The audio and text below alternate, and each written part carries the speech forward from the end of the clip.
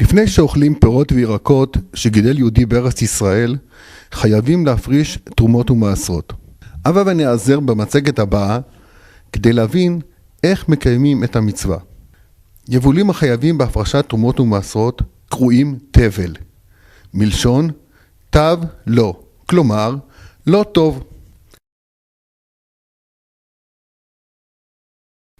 הם אסורים באכילה ובהנאה, עד אשר יקיימו בהם את מצוות ההפרשה. מה כוללת מצוות ההפרשה? חלק מהיבול צריך להפריש ולתת לכהן. חלק אחר יש להפריש ולתת ללוי. חלק נוסף יש לעלות לירושלים או למסור לעני. החלק של הכהן הוא תרומה גדולה. החלק שמקבל הלוי קרוי מעשר ראשון.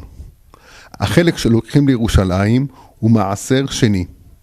מה שנותנים לעני קוראים מעשר עני. יש מתנה נוספת. הלוי צריך למסור לכהן חלק מהמעשר שקיבל. למתנה הזאת קוראים תרומת מעשר. מה הכמות שיש להפריש לתרומה גדולה? התורה כתבה, ראשית גנך, תירושך ויצריך, תיתן לו. היא אפשרה לתת כמה שרוצים. אפילו חיטה אחת פותרת את כל היבול שנקצר. אבל חכמים קבעו מידה מינימלית שלא ראוי להפריש פחות ממנה. 2% זו עין בינונית, ומי שנותן יותר זו עין טובה. פחות מ2% זו מידה רעה. באילו שנים חלה מצוות ההפרשה? חובת ההפרשה מתייחסת ל7 שנים שמונים לשנת שמיטה. תרומה גדולה חייבים להפריש מהיבולים שגדלו בכל 6 השנים שלפני השמיטה. בשנת השמיטה עצמה היבול מופקר, ולכן הם פטורים מההפרשה. היבול שהופרש לתרומה גדולה מותר באכילה רק לכהנים ולבני משפחתם כשהם טהורים. אפשר גם להאכילו לבעלי חיים השייכים לכהן. הפרשת תרומה גדולה ונתינתה לכהן מקיימים בכל מקום בארץ ישראל. לכהנים אסור לאכול את התרומה מחוץ לארץ ישראל, אבל בתוך הארץ הם רשאים לאכולה בכל מקום. יש להקפיד שלא להשליך תרומה גדולה לפח. היום, מכיוון שהכהנים טמאים ואינם יכולים לאכול את התרומה, מפרישים לתרומה גדולה רק כמות כלשהי כדין תורה. מסיבה זו לא נותנים היום את התרומה לכהנים. אז מה עושים? עוטפים את התרומה הגדולה בשתי שקיות כדי למנוע השחתה וביזיון. אפשר להניחה כך בפח. מעשר ראשון. מה הכמות שצריכים להפריש למעשר ראשון? מעשר ראשון יש להפריש 10 מתוך הפירות שנשארו לאחר הפרשת התרומה הגדולה. למשל, אם לאחר שהפרשנו תרומה גדולה נשאר לנו 10 קילוגרם, מוציאים קילוגרם אחד ונותנים ללוי. שימו לב, לאחר הפרשת המעשר הראשון נשאר לבעל הפירות 90% מהפירות. חשוב לזכור זאת להמשך. חובת הפרשת מעשר ראשון מתייחסת לשנים שמונים לשנת השמיטה. מעשר ראשון חייבים להפריש מהיבולים שגדלו בכל 6 השנים שלפני השמיטה. בשנת השמיטה עצמה היבול מופקר, ולכן הם פטורים מההפרשה. מה לגבי היתר אכילת המעשר הראשון? פירות מעשר הראשון נחשבים לפירות רגילים. מבחינה ממונית הם שייכים ללוי. אין להם שום קדושה. אם הלוי מרשה, מותר לאוכלם לכל אדם, אפילו בטומאה. יש לציין שאין לאכול את המעשר ראשון לפני שהפרישו ממנו תרומת מעשר לכהן.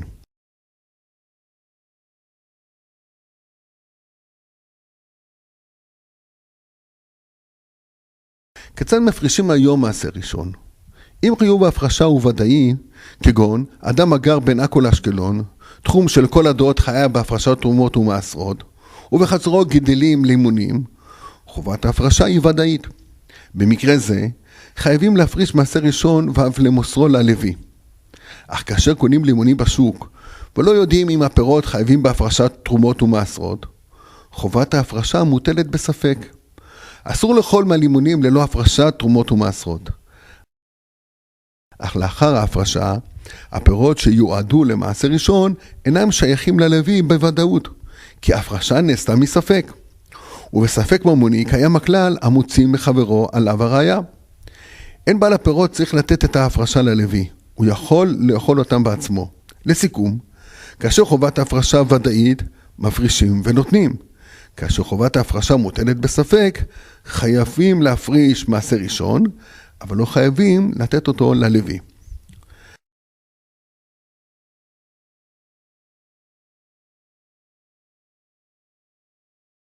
מהמעשר הראשון חייבים להפריש תרומת מעשר לכהן.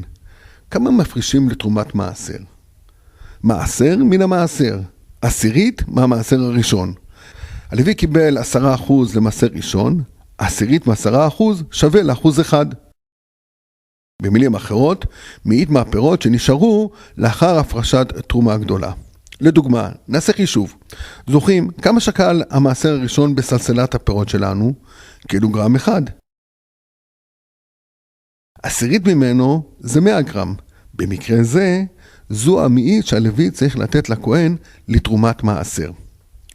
דין תרומת מעשר כדין תרומה גדולה. חייבים להפריש בכל 6 השנים למניין שנת השמיטה.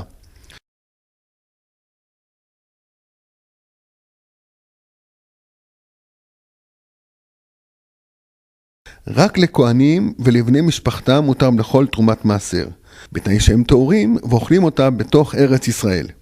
פירות תרומת מעשר אסור להשחית ואסור לבזות.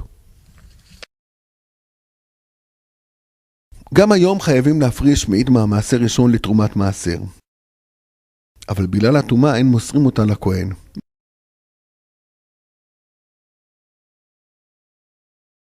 מניחים אותה בשקית בתוך שקית כדי למנוע השחתה וביזוי. אפשר להניחה כך בפח האשפה. מעשר שני שונה משאר המתנות. הוא קשור לירושלים. בזמן המקדש בעל הפירות היה חייב לאכול את הפירות שהפריש למעשר שני בירושלים כשהוא טהור. מי שהיה גר קרוב לירושלים לקח את הפירות עצמם. מי שגר רחוק לא לקח את הפירות עצמם כדי שלא ירכיבו בדרך. הוא פדה את הפירות בכסף, כלומר, הוא העביר את הקדושה שבפירות לכסף. הפדיון נעשה על כסף בשווי הפירות בתוספת רבע כדין כל פדיון בתורה. אם הם היו שווים 100 שקלים, הוא פדה אותם על 125 שקלים. לאחר הפדיון, פירות מעשר שני נשארו אצלו כפירות רגילים. את הכסף הוא לקח לירושלים, ושם הוא קנה דברי מאכל הגדלים בקרקע, ואכל אותם שם, בירושלים, כשהוא טהור. הכמות שיש להפריש למעשר שני היא עשירית מתוך 90% שנשארו לאחר הפרשת המעשר הראשון. עשירית של 90% זה 9% למעשר שני, ו81% הוא החלק מכלל הפירות שנשאר. להמחשה, נתרגל את החישוב בעזרת סלסלת הפירות שלנו. היה לנו 10 קילוגרם, מתוכם הפרשנו עשירית, קילוגרם אחד למעשר ראשון. נשארו לנו 9 קילוגרם. מהם מפרישים עשירית למעשר שני. במקרה זה 9% שווה ל-900 גרם.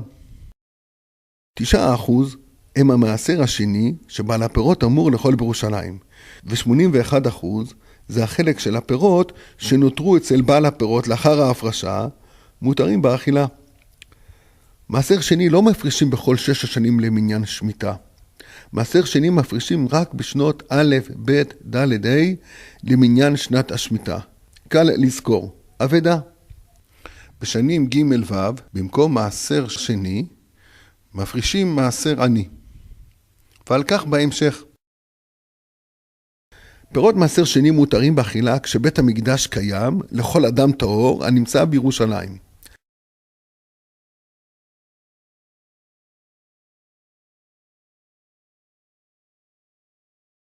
אסור להשחית פירות מעשר שני, ואסור אף לבזותם. אבל יש דרך להוציא את הקדושה מהפירות על ידי פדיון. מעבירים את הקדושה מהפירות לכסף על ידי אמירה של נוסח מתאים. בזמן הזה אין בית מקדש ואין טהרה. לכן אין כל דרך לאכול את פירות מעשר השני בקדושתם. לאחר ההפרשה, מעבירים את הקדושה שבפירות למטבע. יש נוסח מסודר. מה שקבעתי למעשר שני, הרי הוא מחולל על פרוטה ורבע, המיועדת לכך בשבילי. אמירה זו מעבירה את קדושת פירות מעשר שני שבפירות למטבע. מעתה, המטבע אסורה לכל שימוש. אם לא מעבירים את קדושת פירות מעשר שני למטבע, אסור לאכול אותם. הכמות שיש להפריש למעשר עני היא אותה כמות שמפרישים למעשר שני. יש עניים שמפרישים מעשר שני, ויש עניים שמפרישים מעשר עני. גם מעשר עני מפרישים עשירית מתוך 90% שנשארו לאחר הפרשת המעשר הראשון. עשירית של 90% זה 9% למעשר עני, ו-81% זה הפירות שנשארו. בדיוק כמו מעשר שני. נתרגל שוב את החישוב בעזרת צלצלת הפירות שלנו. היה לנו 10 קילוגרם, מתוכם הפרשנו עשירית. קילוגרם אחד למעשר ראשון. נשארו לנו 9 קילוגרם, 9,000 גרם. מהם מפרישים עשירית למעשר עני, 900 גרם. 9% הם המעשר עני, ו-81% זה החלק של הפירות שנותרו אצל בעל הפירות לאחר ההפרשה. מותרים באכילה. מעשר עני מפרישים מיבולים שגדלו בשנים ג' ו' למניין שנת שמיטה. כיצד נדע אם הפרי חייב במעשר שני או במעשר עני? השלב הקובע בירקות הוא זמן הקטיף. ירקות הנקטפים לאחר ראש השנה של שנה ג' או שנה ו' חייבים במעשר עני. השלב הקובע בפירות העץ זו הכנתה, שהיא תחילת היווצרות הפרי מיד לאחר נבילת עליה הכותרת מהפרח. פירות העץ החונטים לאחר ט"ו בשבט של שנה ג' או שנה ו' חייבים במעשר עני. פירות מעשר עני נחשבים לפירות רגילים, כמו פירות מעשר ראשון. מבחינה ממונית הם שייכים לעני. אין להם שום קדושה. אם העני מרשה, לכל אדם מותר לאוכלם אפילו בטומאה.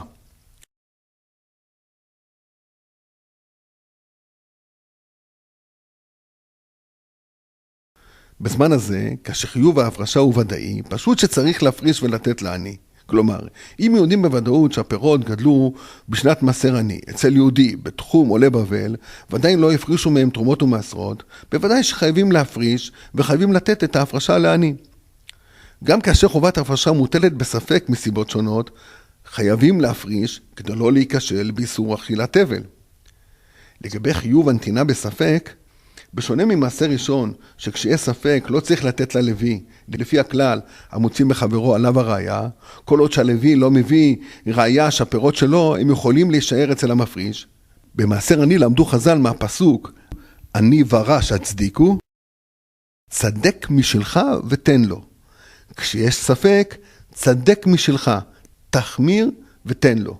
לכן, גם כאשר מפרישים תרומות ומעשרות מפירות שקונים בשוק, שחובת ההפרשה מהם מוטלת בספק, יש להפריש ולתת את מעשר העני לעני. בקיצור, מעשר עני תמיד מפרישים ונותנים.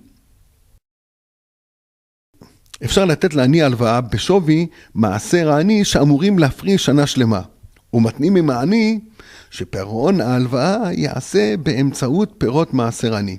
לדוגמה, בעל הפירות נותן לעני הלוואה בסך 40 ש"ח, וכשהוא יפריש מעשר עני, הפירות יהיו שייכים לעני, ויחזרו לבעל הפירות כפירעון של חלק מההלוואה. כך יהיה ההסדר בכל הפרשה במשך כל השנה. בעצם כך פועל בית האוצר של מכון התורה והארץ. אפשר לעשות מנוי בבית האוצר של מכון התורה והארץ, שמתווך בין בעל הפירות לעני, ומסדיר את חוזה ההלוואה ביניהם. בית האוצר מטפל בדרך זו גם בנתינת מעשר ראשון ללוי. מלבד זו, בית האוצר מקצה לכל מנוי 20 פרוטות בכל יום, כדי שיוכל לחלל בהם פירות מעשר שני בכל יום, אפילו 20 פעם. לסיכום, כשמפרישים היום תרומות ומעשרות, לוקחים כמות כלשהי לתרומה גדולה, אבל לא נותנים אותה לכהן מפאת הטומאה. עוטפים אותה בשתי שקיות ומניחים בפח. מהפירות שנשארו, מפרישים מעשר ראשון 10 מאיות ללוי. ממעשר זה מוציאים עשירית, שהיא בעצם מאית לתרומת מעשר, אבל לא נותנים אותה לכהן מפאת הטומאה, עוטפים אותה בשתי שקיות ומניחים בפח. החלק שנמצא בשתי השקיות הוא התרומה הגדולה, כמות כלשהי, והמאית של תרומת מעשר. סך הכל יותר ממאית. 9 מאיות של המעשר הראשון שנשארו לאחר הפרשת תרומת המעשר, יכול בעל הפירות לאכול אותם, אם חובת ההפרשה היא מספק, או שעשה סידור של פירעון הלוואה עם לוי. ההפרשה הבאה היא מעשר שני או מעשר עני. הדבר תלוי באיזו שנה הפירות גדלו. הכמות המיועדת להפרשות אלו זה 10 מתוך 90 המאיות שנשארו לאחר הפרשת מעשר ראשון. 9 מאיות. אם זו שנת מעשר עני, יש לתת את מעשר העני לעני. ואם זו שנת מעשר שני, יש לחלל את מעשר השני על מטבע. לאחר החילול, יצאה הקדושה מפירות מעשר שני, ואפשר לאוכלם. כמו כן, אם עשינו חוזה הלוואה עם עני, אפשר לאכול את פירות מעשר העני. כדי להפריש תרומות ומעשרות למעשה, צריך קודם כל להוציא מן הפירות קצת יותר ממאית עבור תרומה גדולה ותרומת מעשר.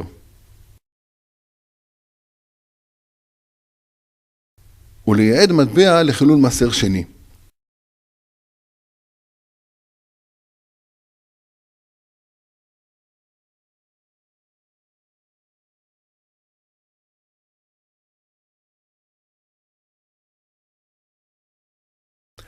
אחר כך צריך לומר את נוסח ההפרשה שתקנו חז"ל, שעל ידו מתבצעת מצוות ההפרשה.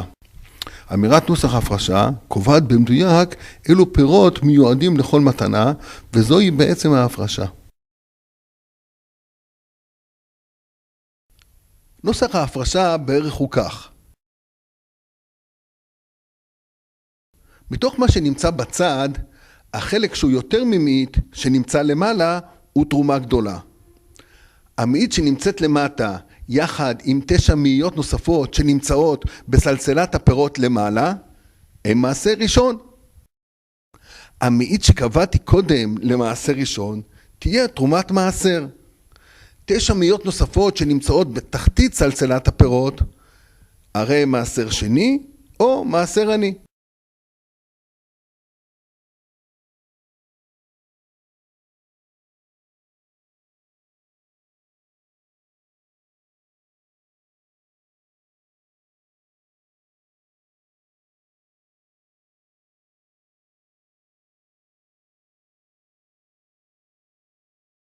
אם חיוב ההפרשה הוא ודאי, צריך לברך לפני ההפרשה.